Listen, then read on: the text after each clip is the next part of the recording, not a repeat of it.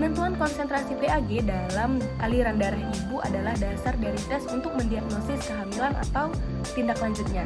Untuk tujuan dari praktikum ini yaitu mengidentifikasi serta mengkarakterisasi hubungan imunologis antara molekul PAG yang diekstraksi dari plasenta ruminansia dan non-ruminansia menggunakan imunodifusi radial ganda dengan antiserum dan ekstrak plasenta yang berbeda.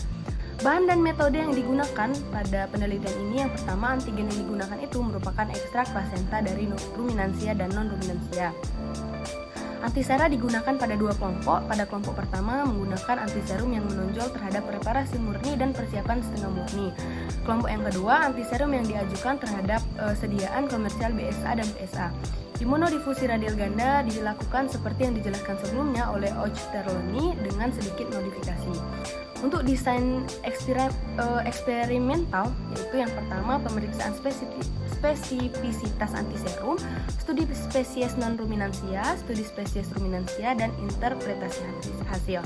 Untuk interpretasi hasil itu, yang pertama, reaksi dianggap positif ketika pita presipitasi sempit muncul di zona ekuivalen antara sumur antigen dan antiserum. Reaksi dianggap negatif bila tidak ada pita yang muncul. Baik, selanjutnya hasil dan diskusi. Tabel di samping adalah uji imunodifusi radial ganda dengan antibofin PAG2, yaitu reaksi plasenta non-ruminansia. Dari tabel terlihat ekstrak kelinci tidak bereaksi silang dengan antiserum yang diuji. Kemudian tabel juga menunjukkan bahwa PAG yang ada dalam ekstrak plasenta non-ruminansia, yaitu kucing, tikus, babi, dan babi hutan, terikat secara imunologis secara eksklusif dengan bofin PAG2 yang akan mendorong upaya baru untuk memurnikan dan mengkarakterisasi protein ini dengan lebih baik. Selanjutnya, tabel di samping merupakan imunodifusi radial ganda menggunakan semua antisera anti-PAG, yaitu reaksi ekstrak plasenta ruminansia. Dari percobaan diperoleh ekstrak plasenta dari ruminansia ini bereaksi positif dengan antisera yang menonjol terhadap bofin PAG1, bofin PAG2, apis PAG, dan caprin PAG33 plus minus 62. Antiserum yang menonjol terhadap protein sapi yang direaksikan dengan ekstrak plasenta domba dan kambing. Sebaliknya, antiserum yang menonjol terhadap PAG ruminansia kecil itu direaksikan dengan ekstrak plasenta sapi.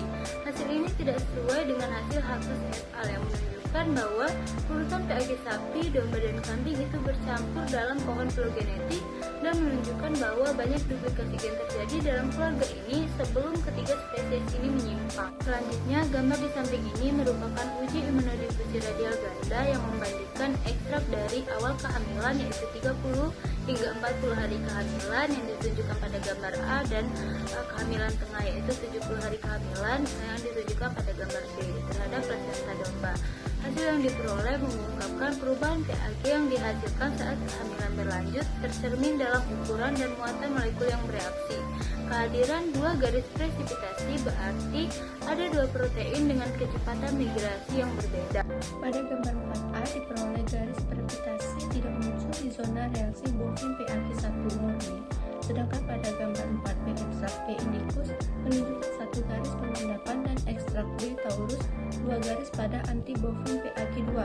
Garis presipitasi yang identik dengan ekstrak B indicus dan B taurus dengan adanya anti-bofin PAG1 diperoleh dalam penelitian ini menunjukkan identitas PAG1 yang tinggi dan kedua sub ini, sedangkan dalam penelitian ini B indicus dan B taurus placenta menunjukkan reaksi yang berbeda dengan anti-bofin PAG2. Perbedaannya perlu diselidiki lebih lanjut oleh DSPAGE, Western blot, dan prosedur pemurnian lainnya.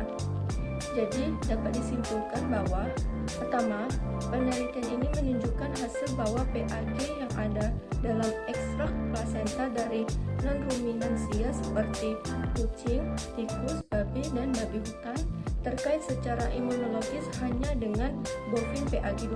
2. Ekstrak plasenta ruminansia bereaksi dengan antisera yang berbeda, mengkonfirmasi ekspresi berbagai molekul PAG. 3. Menurut waktu pengumpulan plasenta, kehamilan awal atau tengah menunjukkan perubahan PAG yang dihasilkan saat kehamilan berlanjut, tercermin dalam ukuran dan muatan molekul yang bereaksi. Baiklah, sekian dari kelompok 3D. Wassalamualaikum warahmatullahi wabarakatuh.